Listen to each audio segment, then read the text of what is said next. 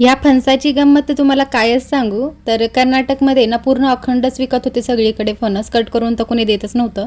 तर इथं फायनली आम्ही जेव्हा परतीला प्रवासाला निघालो सोलापूरला येताना, तर मध्ये कर्नाटकमध्येच आहोत आता, तर तिथं कट करून मिळत होते, घेतलो आम्ही आणि निघालो तिथनं. तर संध्याकाळी 12 वाजले होते आम्हाला घरी पोहोचायला, 12-1 वाजले असतील, टायमिंग तेवढा ॲक्च्युअलमध्ये माहीत नाही.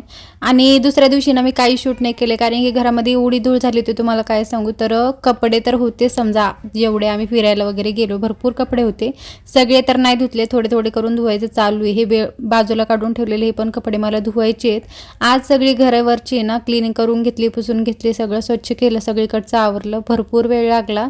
तर 2 दिवस आम्हाला घर वगैरे स्वच्छ करण्यातच गेले. आता उद्या आप्पे बनवायचे, उद्याची तयारी तर आताच करून ठेवते. म्हणजे उद्या काय बनवायचं ना ते माहीत असतं, पण सध्या काय बनवायचं ते काय माहीत नसतं. आणि हे चहा किंवा दूध हे म्हणजे थोडं पण नजरे आड गेलो ना आपण, तर समजा ते काम तमाम होणारच त्याचं, आणि नेहमीच होतंय ते.